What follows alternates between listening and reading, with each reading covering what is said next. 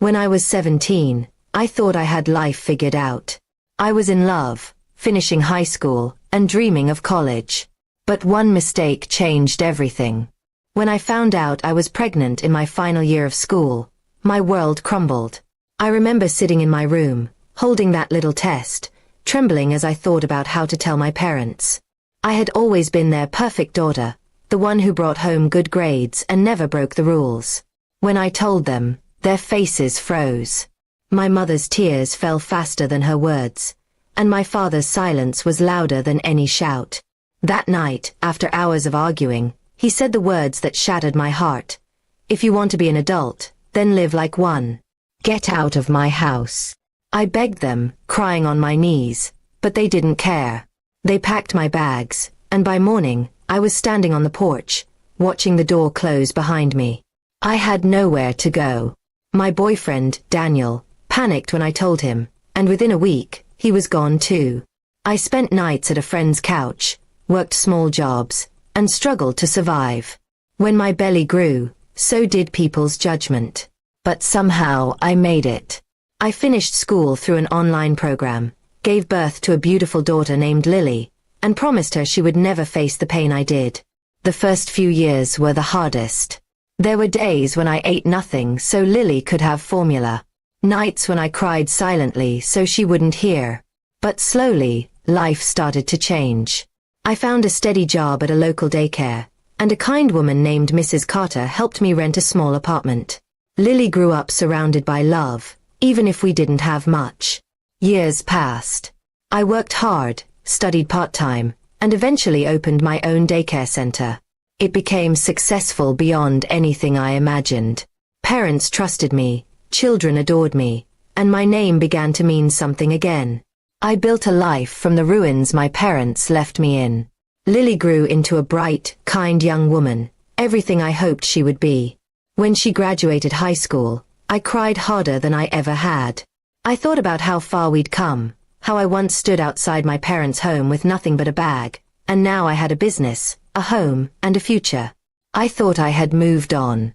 But life had one last surprise. One afternoon, I received a letter from a law firm.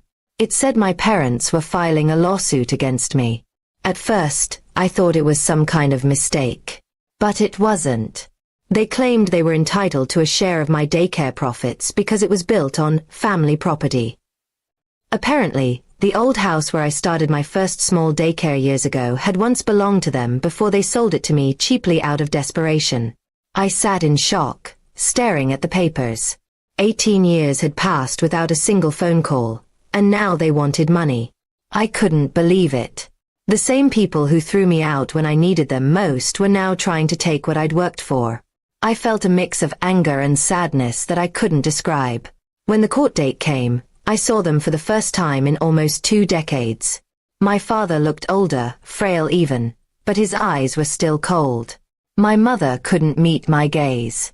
I stood in front of them, not as the scared teenager they'd abandoned, but as a woman who had survived without their help. The judge listened as their lawyer spoke about family contribution and financial rights. My lawyer calmly showed every receipt, every payment, and every record proving that I had bought and built everything myself. When it was my turn to speak, I told the court my story. I didn't cry. I just told the truth. How they threw me out, how I struggled, and how every success I had came from my own hands. The courtroom was silent when I finished. My parents didn't look up. The judge ruled in my favor, stating that they had no claim to my business or property. It was a victory, but it didn't feel like one. As I walked out, I saw my mother's eyes glisten with regret. For a moment, I thought she might say something, but she didn't. That night, I sat with Lily and told her everything. She held my hand and said, "Mom, you didn't just survive, you built a legacy." Her words broke something open inside me. For years, I had carried the pain of rejection, but hearing that from my daughter healed a part of me that had stayed wounded since I was 17. A few weeks later, I got a letter again, this time from my mother. She apologized, saying they were ashamed and desperate. My father's health was failing, and they needed money. She didn't ask for forgiveness, only said she wished she could turn back time. I didn't reply right away. It took me months to find the right words. When I finally wrote back, I told her I forgave them, but forgiveness didn't mean forgetting.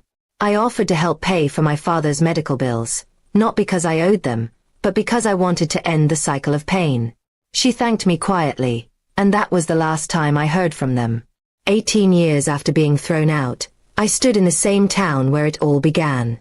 The wind felt the same, but I wasn't that frightened girl anymore. I was a mother, a business owner, and a woman who turned her scars into strength. My parents might have tried to break me, but in the end, they only made me stronger.